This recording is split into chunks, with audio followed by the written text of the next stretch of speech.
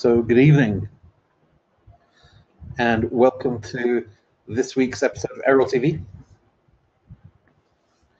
And just waiting for the screen share to come up. We have invited our amazing guest, Oliver J.R. Cooper. So while we're waiting for the screen share to well, sometimes there's a 20-second delay or something. That was quick. Oh no! Oh wow, that was quick. Fantastic. Good evening. Yeah, good evening. Great to see you here, Oliver. Great to be back and to carry on with number Wonderful. 3. Fantastic. I'm really looking forward to this episode and delving in deeper.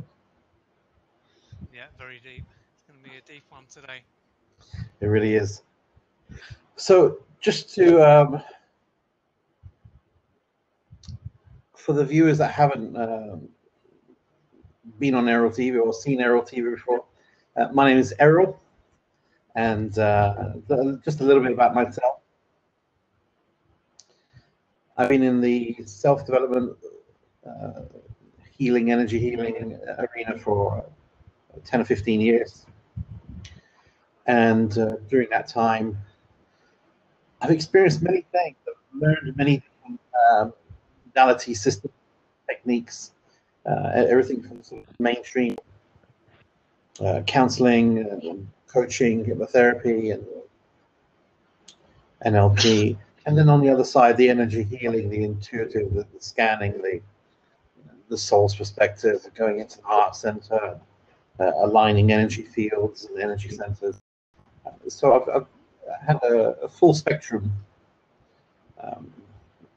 in this field, and thoroughly enjoyed and continue to enjoy my journey in expanding and always learning more. And it's always such a blessing to help people, guide people into understanding deeper layers and levels of themselves. So this has sort of led to me wanting to share more in different ways. Hence Errol TV and our live streaming, which is where we are today. A little bit about me, and I'd just like to hand the stage over to the lovely Oliver J.R. Cooper, so he can tell you a little bit about himself. Yeah, just hearing what you said then with the in regards to Errol TV, you wanted to offer something more, do a bit more with what you're doing, because obviously you've come from doing the workshops and the one-to-one, so very much with your stuff, whereas mine has been more in the virtual world, online. So for me, this has been mainly articles and books now and videos, and now this is something that is quite different and new for me to kind of team up with Errol here and Errol TV to bring it to a different audience as well, people that are not used to seeing me speaking on video here. So this is all very new to me as well, but something that I've enjoyed doing, to share what I've learned and to assist others in a different way. Definitely. Wonderful. And it's a blessing to have you on the screen, Oliver. It really is. So I just want to start off doing something different that we haven't done in the past series, and we're going to sort of drop in. And what I mean by dropping in is we're going to be for information to come through, for wisdom to come through, for whatever our intentions are for this hour, to share knowledge, share wisdom, and for information to come through for the people listening and registering in, and really taking the time to listen and understand something perhaps for themselves to allow themselves to grow. So we're going to drop in.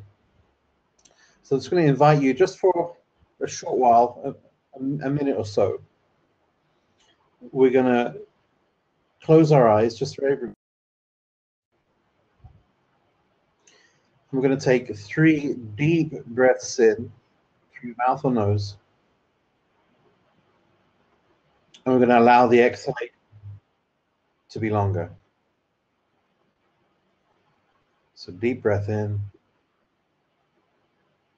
exhalation longer. Deep breath in and exhalation longer. Keeping the eyes closed.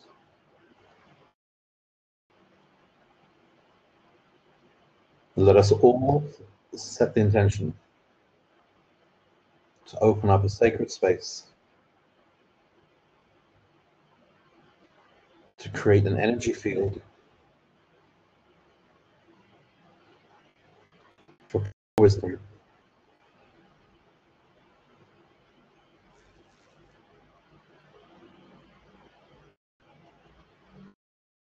pure consciousness,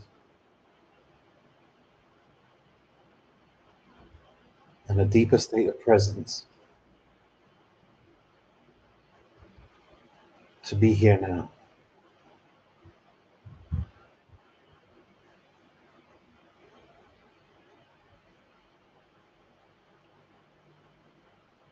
So we invite all layers, levels, and parts of yourself to be here now.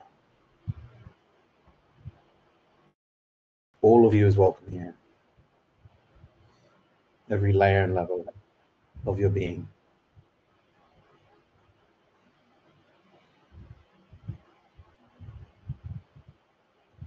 As we open up and invite the energy of trust,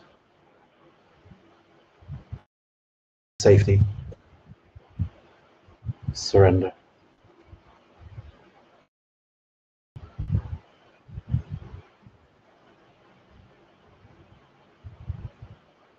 We invite the energy of love.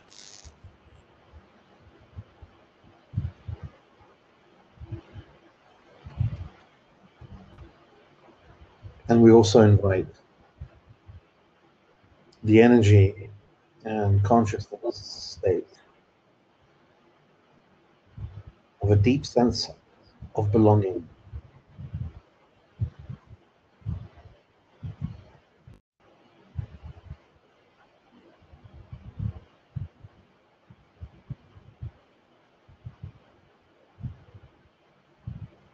Breathing in deep, exhaling even longer. Focusing on the mind and just imagining particles and waves of light within the mind center, dropping downwards into the center of your chest. Focusing on the center of your chest. And all the particles and waves of light within the center of your chest. Now going deeper and deeper within.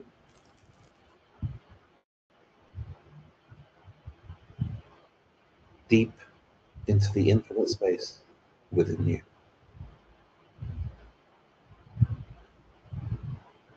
Towards the light of your soul.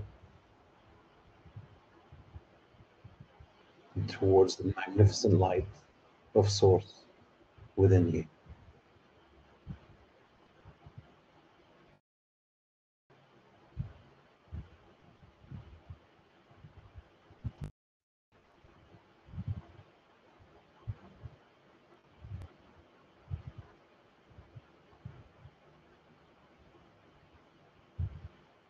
We invite pure presence, pure consciousness, love, light, and wisdom.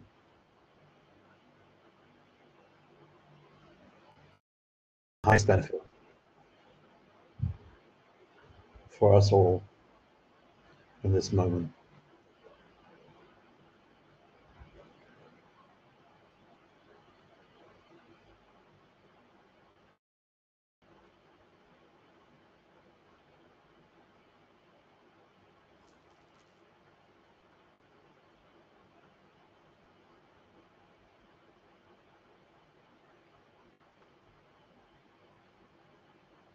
Becoming aware of this consciousness deep within us, from the source of our being, expanding into the soul of our being, and expanding into the heart center of our being, expanding within our whole being, expanding outwards to create a sacred space around us, around all of it, right now.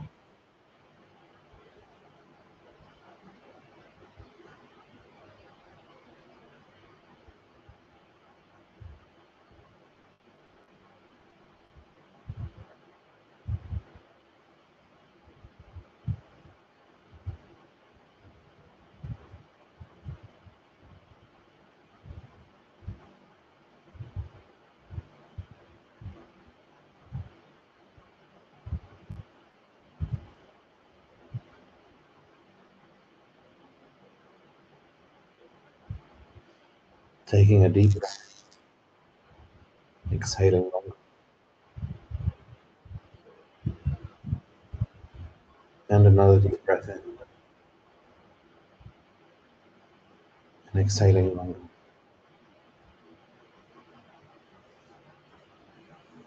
and taking another deep breath in, and on the exhalation, we open our eyes.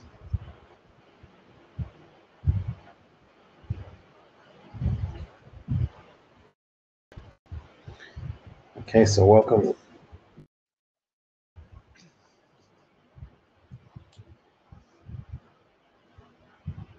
And here we are for a beautiful hour, or just under an hour now, in this beautiful space that we've set up here to give information to share. As Oliver's beautifully put, we're from two different backgrounds, and I feel it's very important to have different ways of looking at things.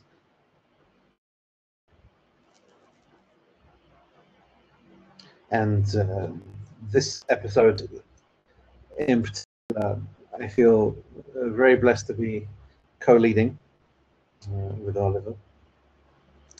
And we have put a poll, 3 questions we put up there. So please do vote for the question that you'd like us to talk about more. How long does it take to heal the inner child? How does someone develop presence? Is crying an important part of healing the inner child? So I'm just going to pass the stage screen over to Oliver.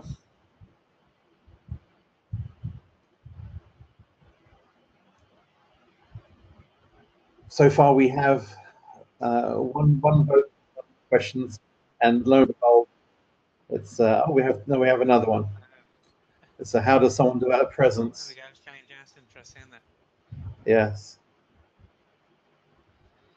And we've got a lovely request to answer the 3.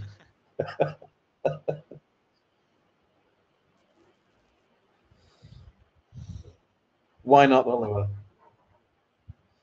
Why not, indeed? Yeah. So, I mean, the first question, nothing there. So, parts. So I think if I'll start off then with number 3. Perfect. Question number 3. How about it? Perfect. So, is crying an important part of healing the inner child? I think it is.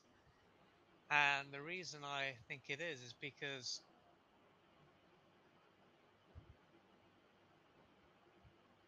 I just see that it's low. Don't know what.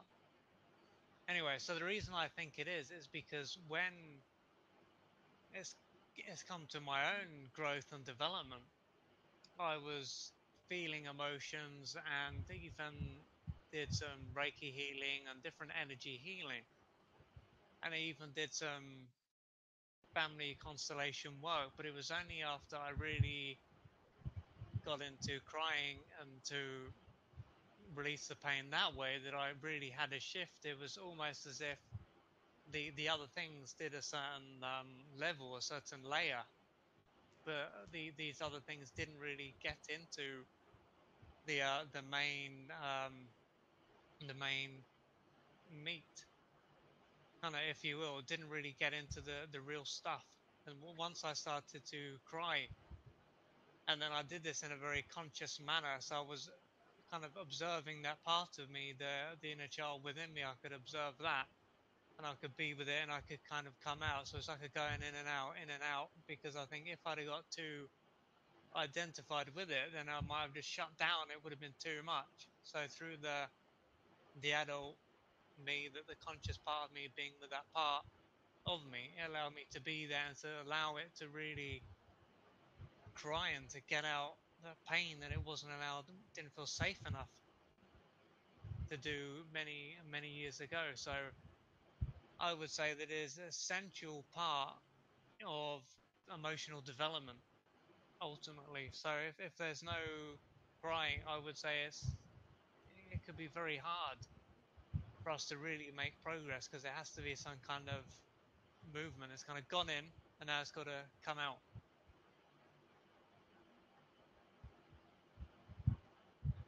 Definitely. Uh, Wholeheartedly agree. And you know, in our society, quite often when a male child is growing up, they're told, you know, don't cry. Men don't cry, or big boys don't cry.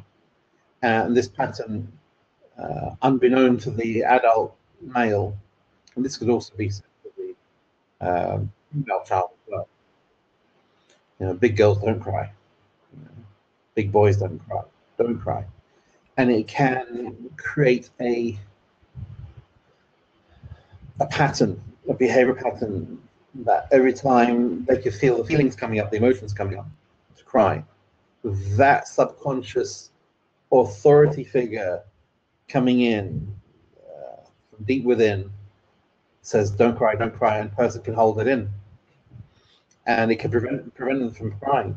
So, you know, to answer some people's questions, you know, if they say, "I can't cry," there's some reason I can't cry. It's not coming out. I really want to cry, but it's not coming out. It could be a better thing, instead of focusing on wanting to cry, wanting to heal a particular wound, perhaps first take a step back and heal the wound in relation to giving yourself permission to express yourself in any which way you or form you wish to, in relation to some emotions that you're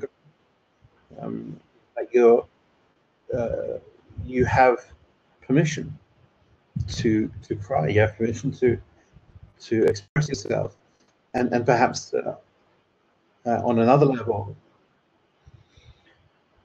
rearrange the belief that it's weak to show that you're crying in front of others, and instead shift it vulnerability and strength, because it shows authenticity, transparency. It shows you're real human, and this is something that has great value. So I would agree with what Oliver said, you know, about going in. It's important to cry. It's important to let go. And there's different levels. There's the silent crying. You know, to share a little bit in my childhood, I had silent crying where the tears had run out, and for the life of me, no more tears were coming out, and it was silent, dry crying where it just no more was coming out. But the wound or the pain, the despair was still there. And I guess that's more to do with the lungs, abandonment, rejection, things like that. It's that the lungs are expressing themselves in a way of despair. And then there's the crying, the constant crying. Then there's the wailing. Then I've noticed in even some workshops and courses that I've taught, there can be a forced crying or screaming, shouting. And that's the other end of the spectrum. That's more defiance. That's more sort of pushing. And that's not allowing what needs to come through in a more authentic way. It's trying to push it out. I'm a firm believer that it just has to come out in its own way, in its own time, and give yourself permission for that time to be on your time. Yeah.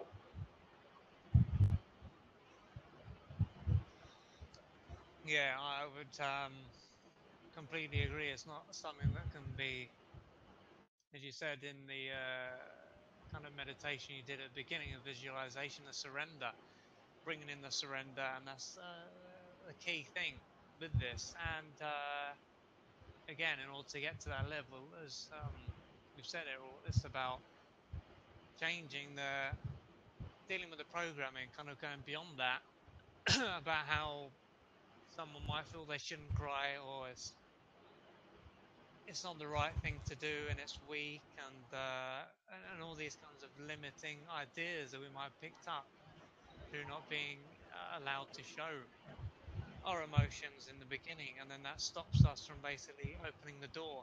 So getting all the locks and everything off the door, and once they're off, then we can get in there and open it. And then as we build up that strength within us, the presence to just be there with that part of us, and it gradually gets easier and easier. And then it is simply almost like opening the door, and everything can come up because the connection has been built. It's like the difference between having one bar on your mobile phone, cell phone, or smartphone, and then you get the full 5 bars or whatever, and it's up, you're in. Yeah, definitely. And if people listening would like to ask a branch of that question, please do so. Please write in the comment section if there's any particular branch of or aspect of the question of, is crying an important part of healing a child? Some experience that you're having. Please write the comment section. I'm happy to expand on that. The importance of crying, just to go on the flip side, whereas some people may find it hard to cry, there may also be people that feel that they have to cry in order to show someone that they're going through something. In both sides, it's just important to be authentic. It's not a competition. You're not attempting to prove something. And I'd reiterate back to the same thing again. Give yourself permission to be able to express yourself authentically. It's not being governed by anyone else. It's you. And you have the permission to cry, not cry, to go in deep or not go in deep, to sit with the wound, become the wound, avoid the wound. At some point, something clicks within you. It's like, okay, I've had enough of this. I'm going to go in and let's surrender. Let's do this. It might be layers, might be steps, but yeah. And we have a question coming through. I'll hand it over to Oliver to read. So sometimes I cry, but I don't know why, and I can't associate with a feeling or emotion. But it feels of, not sure about the second part, but it feels just off and let go, but feels I'm missing one part.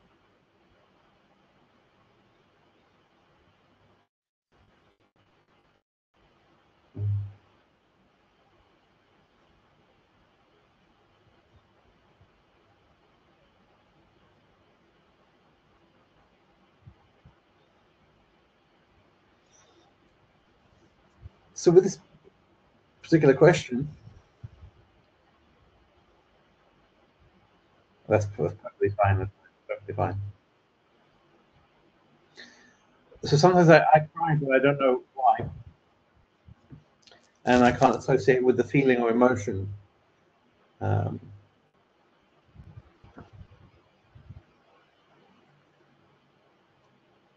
We've got to understand that the frequency or the vibration of the emotion or the state of being is not bound or tied to a planet Earth language description of it.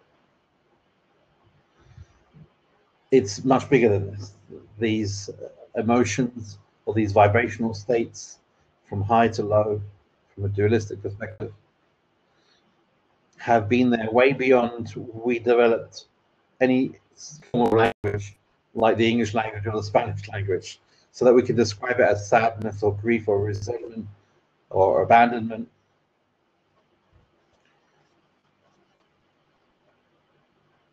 Instead of attempting to label it, it's important just to be present with it and just feel with it, and not analyze it with the mind and try to have an understanding of an association with it. Where is this coming from? What is it? What exactly is it? I can't find out what it is. The mind is attempting to label something, which is what it does best. It wants to label something. And because you're unable to label it, there's an invitation happening here. And the invitation is get out of the mind and be present with the feeling. The feeling is going to take you to exactly where you need to go. So rather than try and work mental perspective, it's obvious that there's a bigger thing going on. It's almost like that elastic band barrier is in place so that you can't word it or understand it or label it. So in that instance, drop into the feeling, however painful it feels. Just drop into it, ease into it, and be present with it. You'll find that the feeling,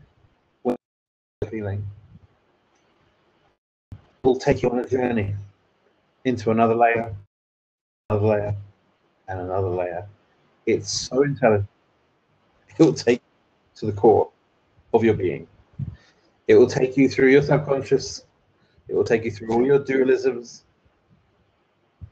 the pain or the feeling that you're experiencing or that's coming up. It may even show you associations. This happened in your past, and this happened in your past, and it's the same feeling, same vibration. You may journey even deeper. You may even have a collective consciousness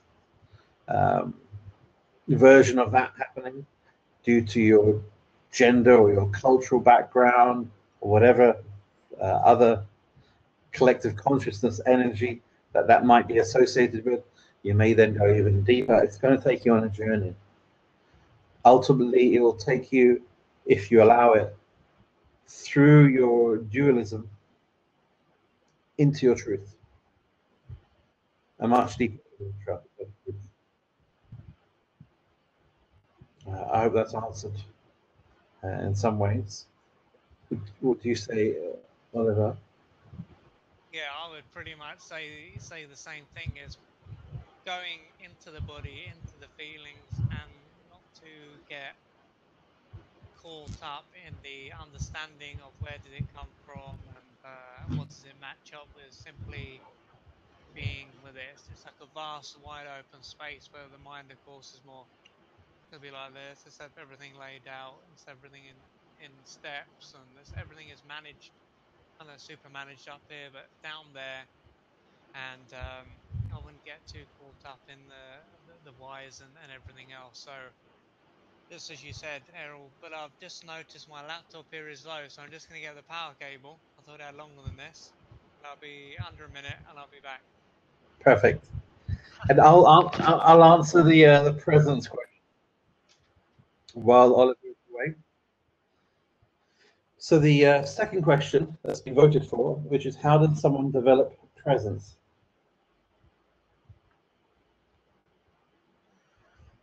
This is something, a particular question in this area is something that's so high on my sort of values list and with what I teach and how I work and how I help people. I really do feel that presence is so important. All right, back in. Sorry about that. Thank you, Oliver. We're just going into the presence question. Yeah. I feel that the energy of presence is pure presence has always been there. It's never not been there. It doesn't born, doesn't die. It's just always there. It's a background noise, background light, background love. It's the background. When you switch everything off, there is something that you feel that's constantly there. That's presence. So I'm gonna answer the ways of going into presence, but I just wanted to cover a few things that I personally feel in regards to presence.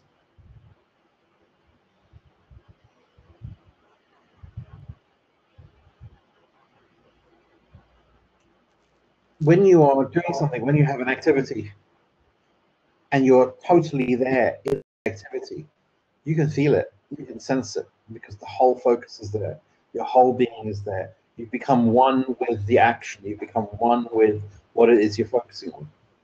Versus if you're doing something and looking at the phone or else, for an example, you're out for dinner with some friends, everyone's having a conversation, one person's on the phone, maybe all of them are on the phone, and they're not present. They're basically elsewhere. It's a very different feeling. Put this in a relationship situation, or in an intimate relationship with somebody, and they're not fully there. This can come from childhood wounding, parent not being there, parent being there physically, but not emotionally. They're too worried about paying the bills. Perhaps they're worried about where their husband or wife is. Perhaps they've got other problems, and they're not really there. They're physically there, but they're not really present. And you feel that, and this suddenly gets interpreted as a wound of abandonment or rejection, not being enough, and not being important. And growing up with that, and that becoming part of your structure, you can then unleash that as an adult to others as well. So you're not present for others because the two main authority figures in your life weren't present with you. So suddenly it just spreads out there like a virus. It could also spread into your work and relationships and many other things, like I said. Having from a tantric point of view, with an intimate partner, from a tantra point of view, when you are intimate, it's an opening and a gateway to converse with God within you. Two beings so present. That presence is actually source, God energy, and you're both uh, immersed into that. It's phenomenal. Now, bringing that sort of into what you do on a daily basis, bringing that into your meditation is phenomenal. There are ways to get into presence. The way that I teach, my teachings are based on going in presence. The whole thing is all my Source Awakening courses. For me, studying different forms of meditation that sort of gets you outwards, and takes you to a place where you expand into everything and nothing. And meditations where you scan your body and you become, equanimous with all the that are coming up and rising. What really got is my personal practice of going into my heart center, the sacred heart center, not the heart chakra. And from the sacred heart center going deeper into the soul, and from the soul going into the source of your being. This I have found to be a phenomenal way of tapping into that presence that's already there. It's not something that you need to get, it's something that's already there. So it's not something you need to gain, it's there already. You just have to let go of things, let go of your barriers to being in that state, because it's your natural state of presence. In that state, you are equanimous. You don't care if it's or that, it's good, it's bad. Everything is just an experience. So presence is a very important thing to cultivate. As I said, within my own courses, going into the sacred heart, into the soul, into the source of your being, is the way that I attain or get into that zone. And I feel that by cultivating that presence, you're in a much better position to deal with life experiences, whatever they may be.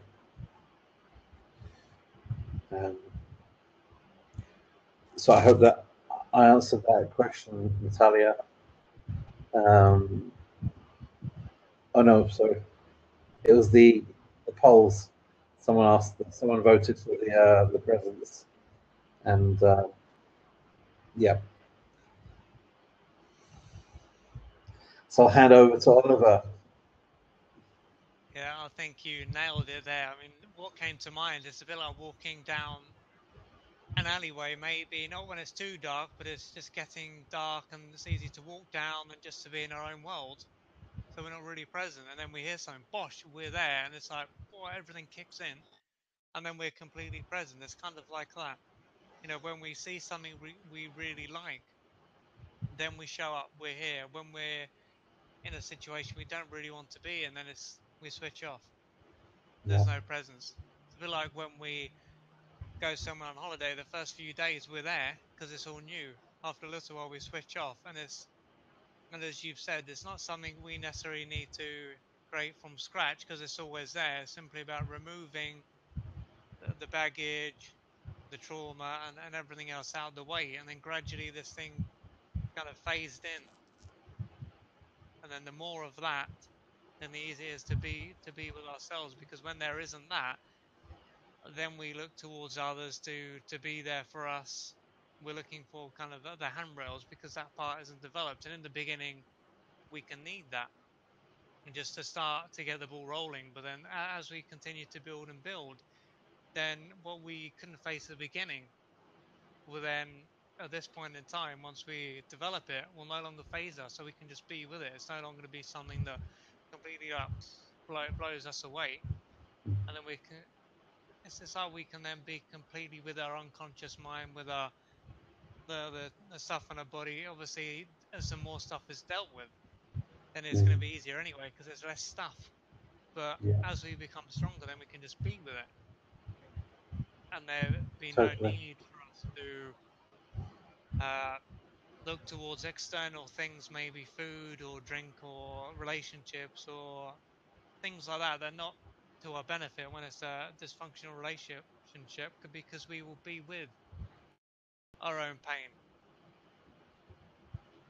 Yeah, totally agree. There's a question come through for you, Oliver, No, for me from about that. Louise. Oh, I Hi, thought it was guys. about the microphone. Is that my microphone or what? Mic is quiet. I think got my volume up. What am I trying to do here? Let's see. Is there? Can everyone hear us? If you can type into the chat section, just let us know if it's the general volume or one of ours. Oh, it's Oliver's one. Okay. So there's a question for Oliver. Can the inner child ever be healed? What about now? Can you hear me now? Let's see if that's Can you hear me now? Is that any better? let's see what the polls are in. Is Oliver's microphone better now? Okay, we got to hear you, Oliver. Okay, let's see how this goes. I've taken out the this and just using the laptop. Okay. Mic. Yep, perfect. We're good. So there's a question for you, Oliver. Can the inner child ever be healed if the person doesn't recognize their behavior? And this question is for Oliver from Louise. This actually reminds me of the question we got last week. I'm trying to think who it was from. About someone asking about if they can assist their family in terms of helping them to deal with their own issues or patterns or things like that. And I think again there has to be the choice of whoever it is to want to go there. I mean, to want to do this kind of work is hard enough, let alone for someone who doesn't want to do it to try and do it. So if it was a case of just take this pill and you just kind of grab someone's mouth and bring it down and then shove it in and give them some water, then it would be easy. But due to the kind of work that is needed when it comes to doing this inner child work, I think highly unlikely there's going to be some part of them that is on board with it. And then the other side of this is to look always within ourselves. If we're trying to fix or to change someone else, is always looking at our own motives and seeing why do we want to do something like that. So I'd say there's two parts, but I think when it comes to trying to assist someone else who doesn't really want to look for their behavior, I mean, it's going to be tough. Yeah. And I guess what this moves towards is when a person isn't aware of their own behaviors or they're not aware of their own identity or how they're reacting, it means they're deeply entrenched in their personality or their identity of themselves. And what will happen here in a relationship is that when they're deeply entrenched and they're reacting, then the partner could be reacting to them reacting, and suddenly it's going around in a complete circle. The reacting into the reacting into the reacting. So it's actually supporting that person's deeply entrenched attachment to their identity. What is required there is to have a pattern interrupt. So instead of feeding it and having continuous argument or continuous the person's behavior, do the opposite. Go into a deep sense of presence. Allow the energy of presence to fill the room, to fill the particles of energy between you both. Change the vibration, because two people are co-creating this scenario. If another person isn't aware of their own behaviors, it's not just them behaving that way. There's an enabler on a subconscious level co-creating this lovely little movie. So if one of you can take a step back and stop co-creating or aiding the co-creation, and instead go into a state of presence, then what you're doing is you're allowing that space to open up for something to shift. But when both of you are holding it in place, it's pretty hard. And we may look at it and say, well, but this person is not changing the behavior. Obviously, not changing the behavior is also not changing how they're observing the person, right? So there's two people locked in to the situation here. Take a step back, a pattern interrupt, go into presence. And when I mean go into presence, just send love, go into compassion. Don't pity the person. You can feel empathy for the person. But moreover, go into another level of compassion to understand where this person is coming from and really love them. Even if they're feeling hurt, just love them for who they are and how they've got to where they are and how they've got to where they are, how they're behaving. I would say go into presence and shift. And we have another question come in from Aslu. How can someone eliminate worrying so they can be present? For example, worrying to lose your job while you have it, then worrying not having one any sooner. Thanks.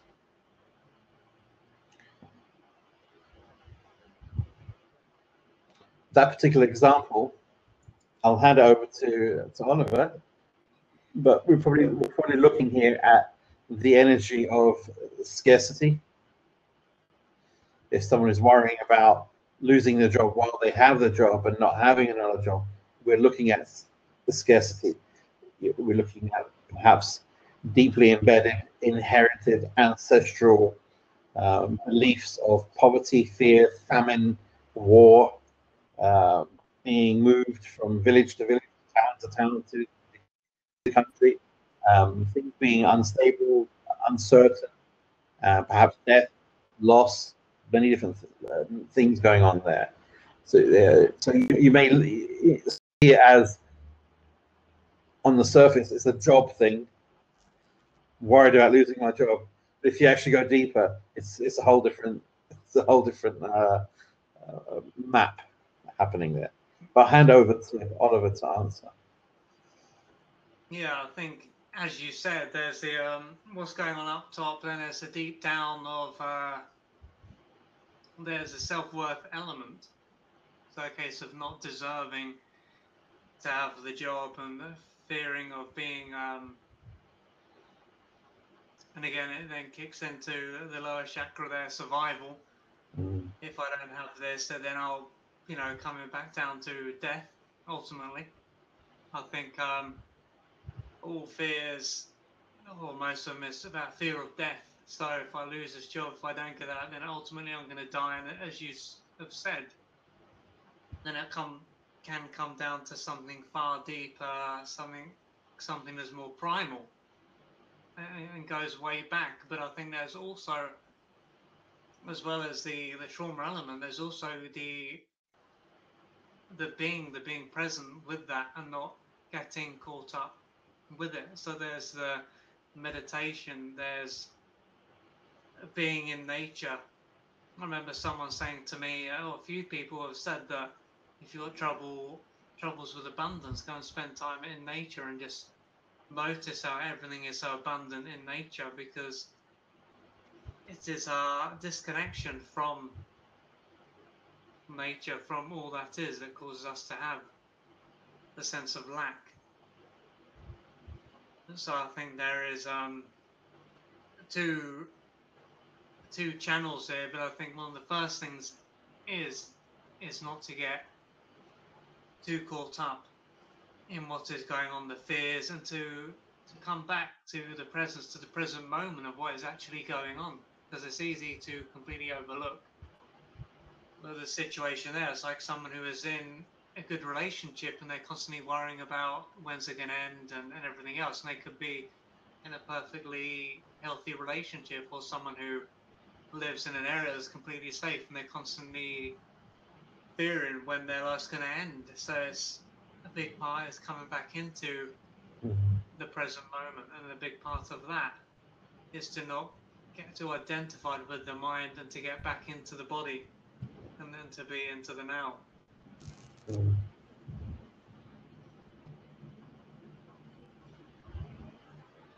Beautifully said. Completely agree. You know, as well as the poverty, the fear of poverty, fear of scarcity, fear of death, fear of illness. You know, if you have a look at our ancestors, even in present moment, fear of illness, because if we get ill, like seriously ill, then we can't work.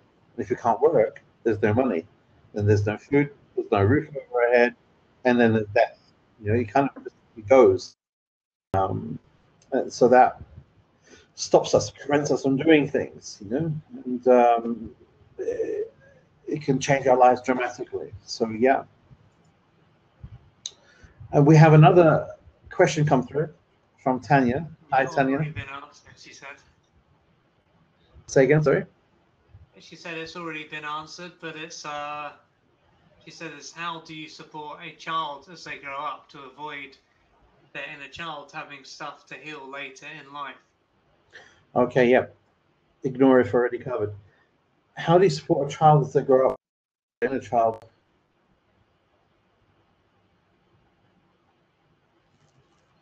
How do you support a child as they grow up to avoid their inner child having stuff to heal later in life?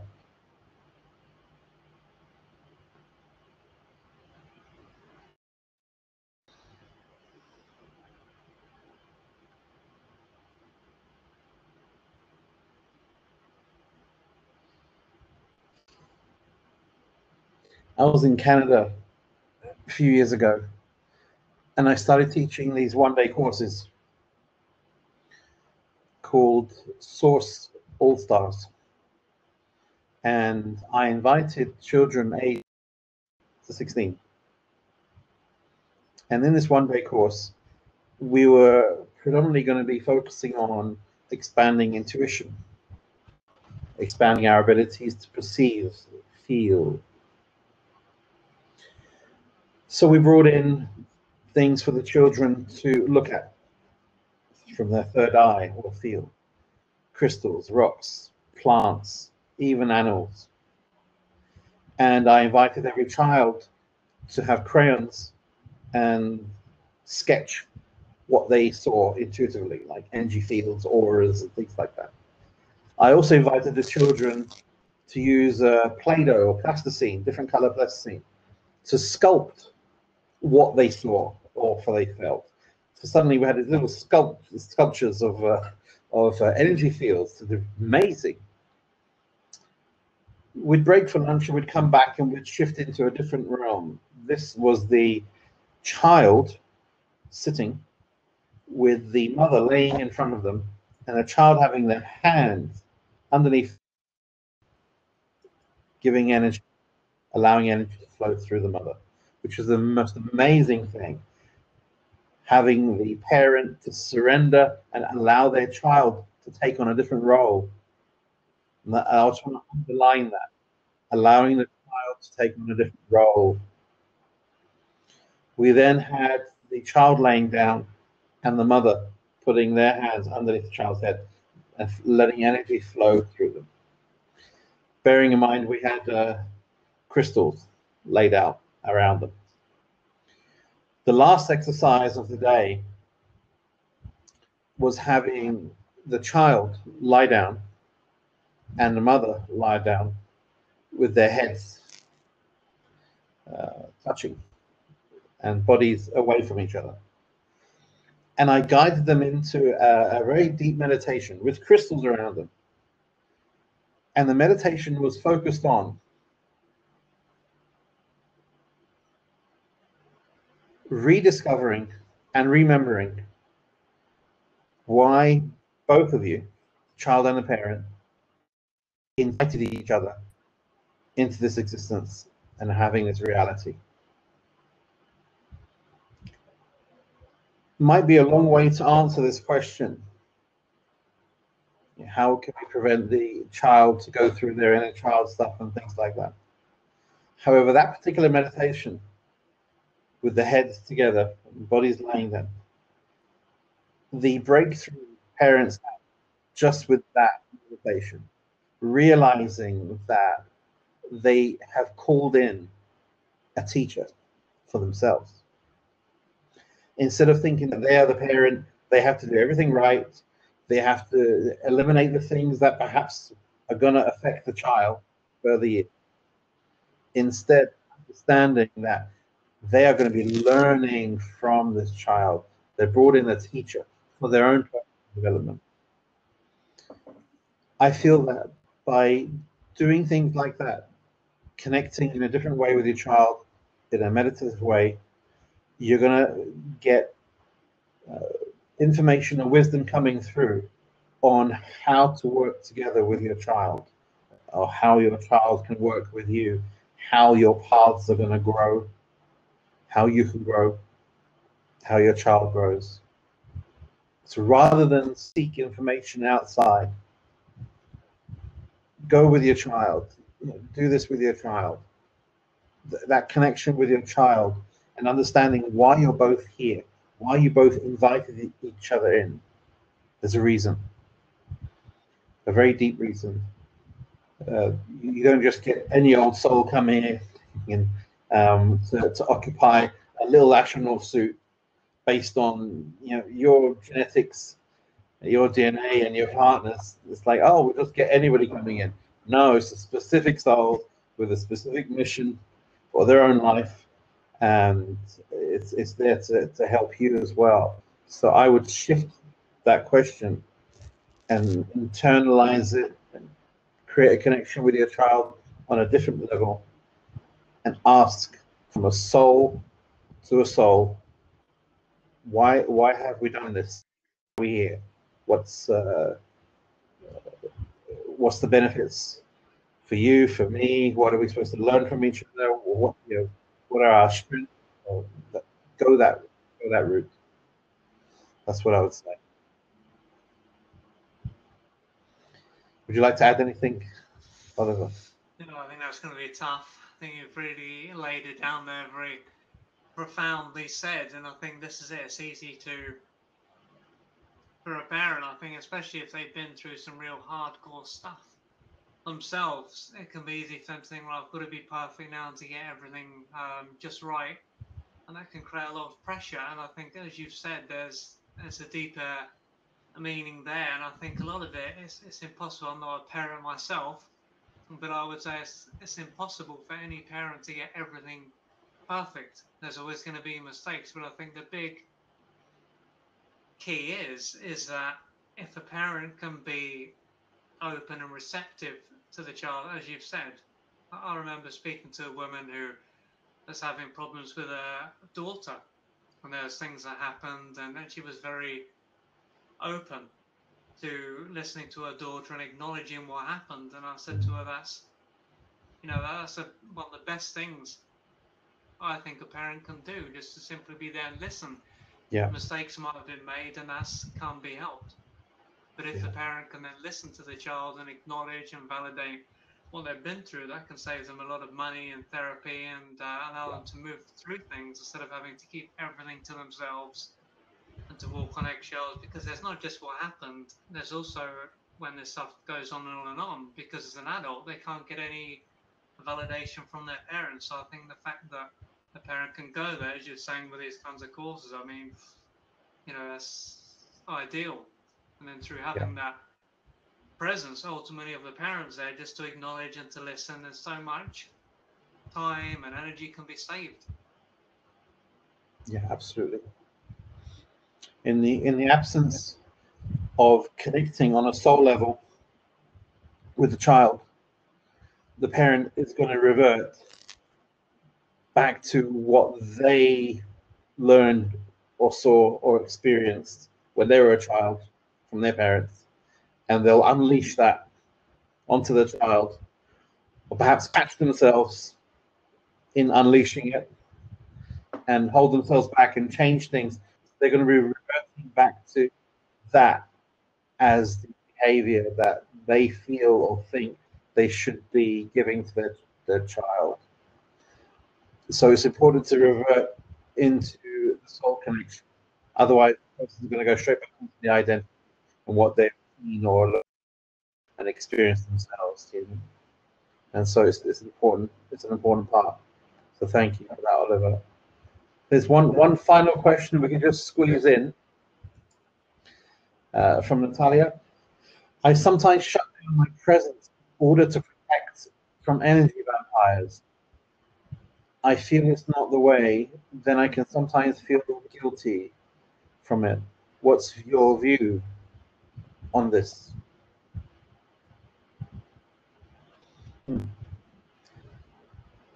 Would you like to answer, Oliver, or shall I go?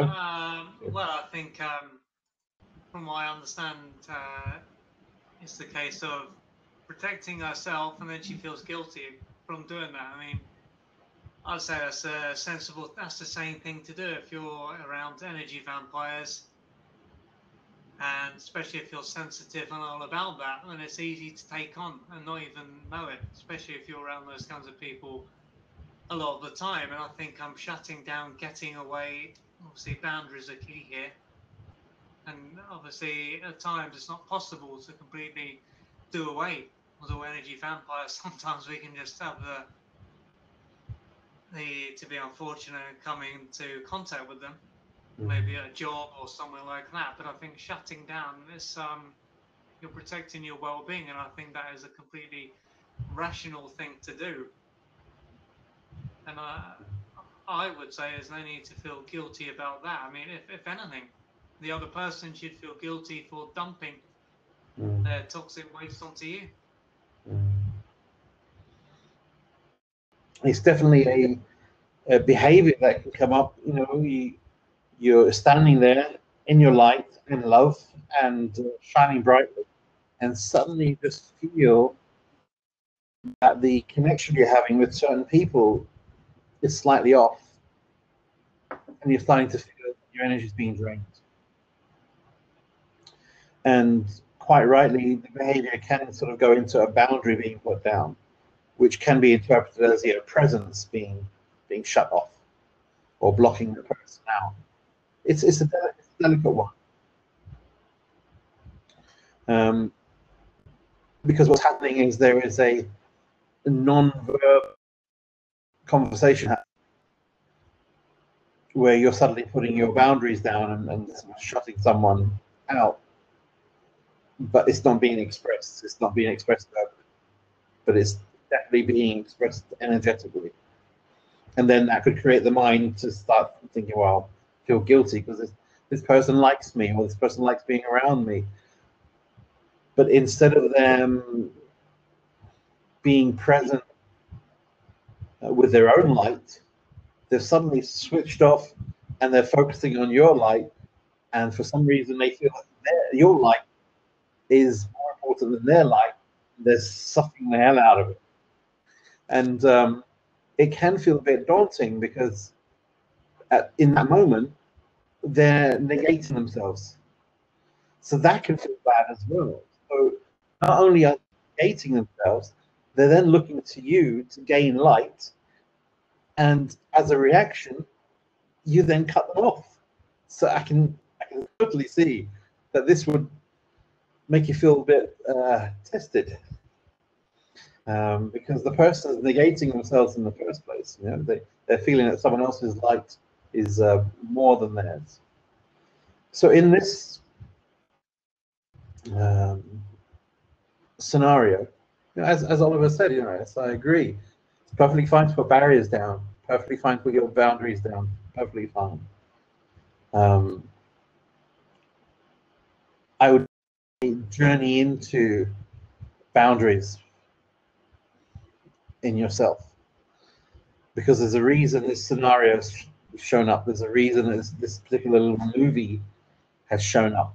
It's showing you something. It's begging an invitation for you to go into boundaries, your own boundaries, and perhaps any incident where you have felt others have taken from you. Even I would go as far as saying intrusion. So somebody stepping over the mark and taking something from you, overstepping.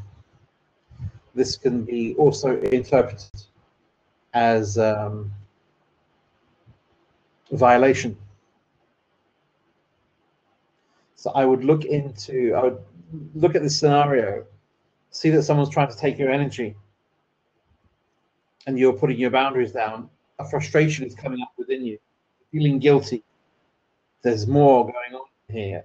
Go under the layers, and you may find there is some incident somewhere on your timeline of intrusion, violation, someone taking something from you, your time, your energy, your love, something that they shouldn't have taken.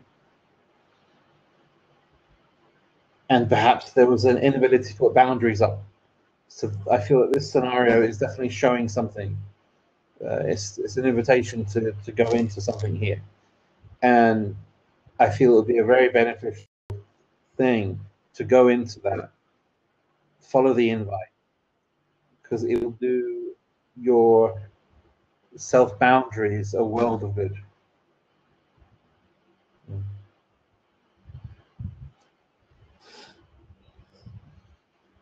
So I feel that I think we've gone over by about 7 minutes. But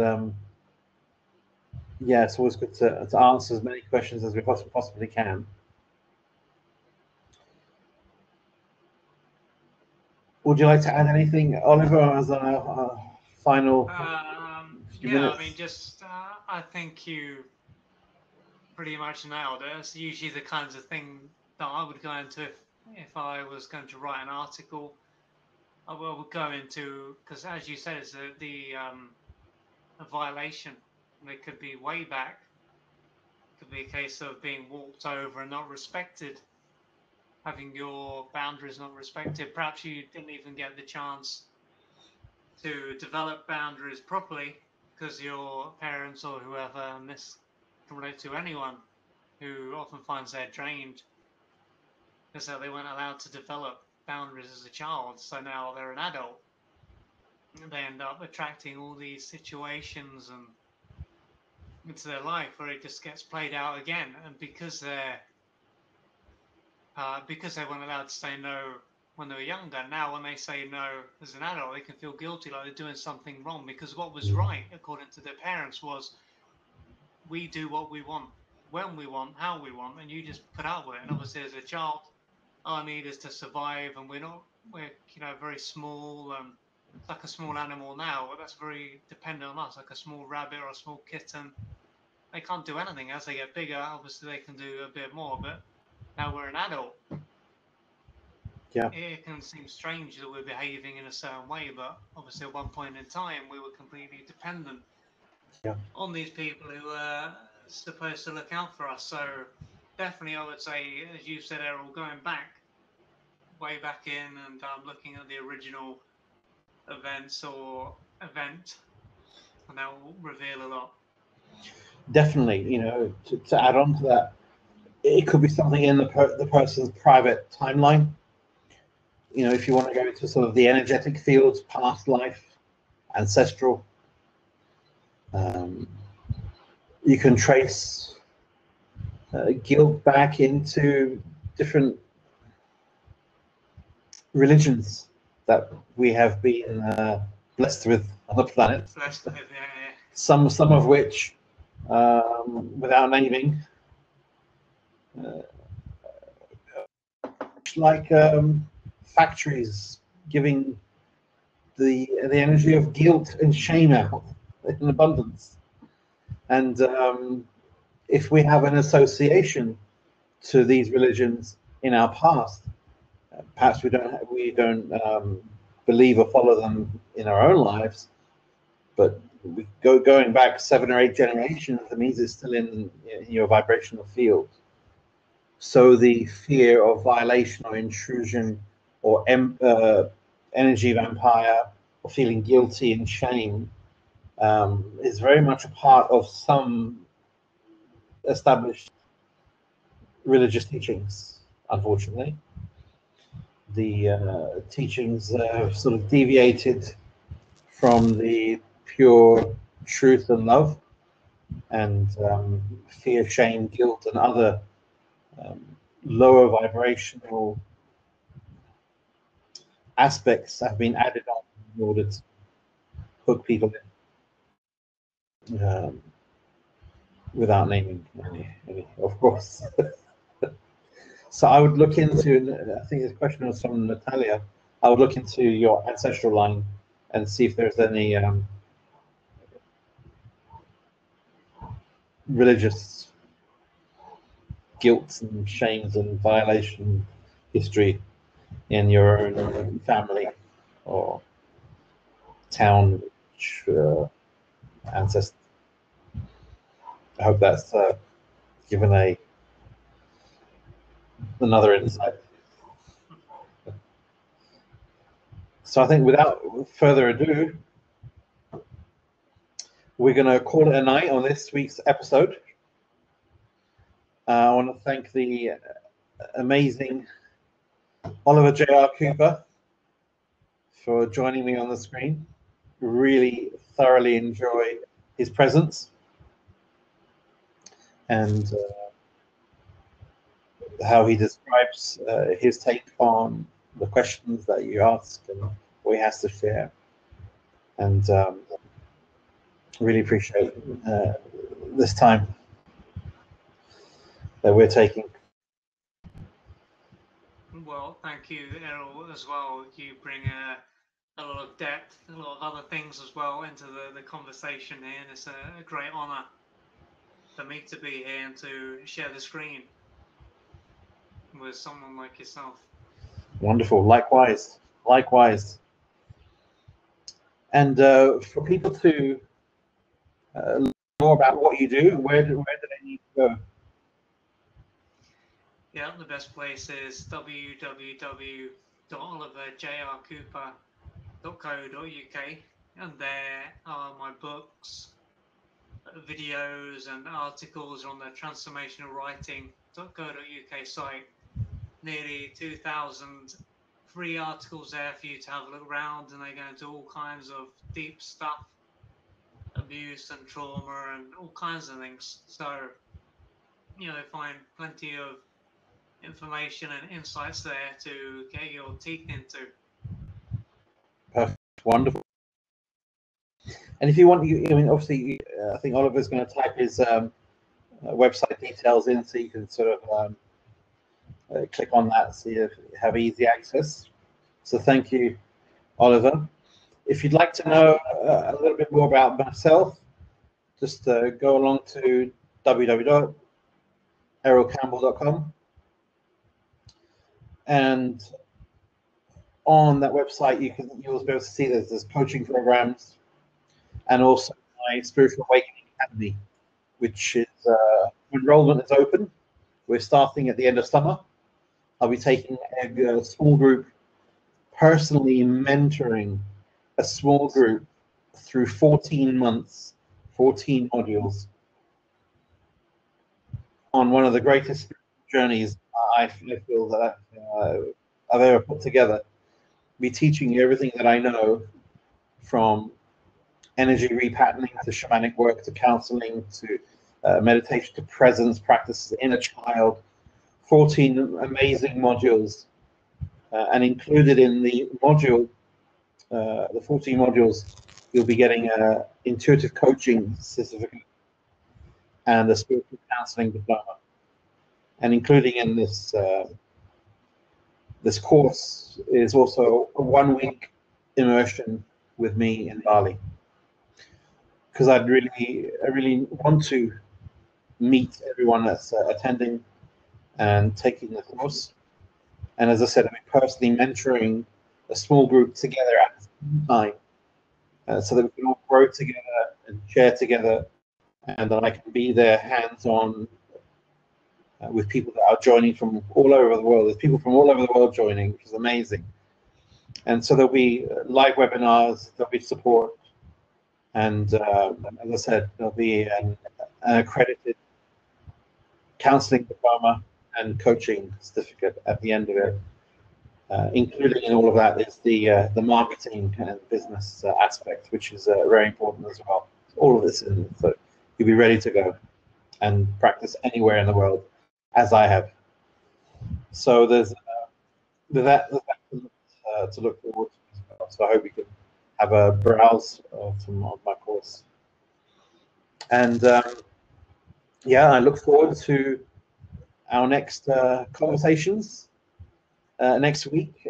This week, I actually have on Sunday a 1 hour dedicated to going into presence, where everyone that joined are going through questions, able to journal, and we're going to be guiding ourselves into a very, very deep place, into a place beyond the heart, the soul, into the source of our being. That's on Sunday, and feel free to join that as well. So until the next time, thank you so much, Oliver. Thank you for everyone attending. And yeah, we look forward to the next one. Yep, thank you very much, Errol, and thank you for everyone on the side of the screen here, all the viewers that have taken their time to listen to this call, because without the viewers, without you, there wouldn't really be a call. We'll just be me and Errol having a chat, and we can do that anyway. So thank you for coming along, and I hope to see you all again next Thursday. Absolutely. Thank you, everyone, for attending. Really appreciate the time and your input and questions, and keep them coming, and spread the word. Share this with your friends, and this is about building a community and being here to support. Wonderful. We've gone way over time. I love it. Yeah. So until next week, take care. Take care. Thank you. Thank you.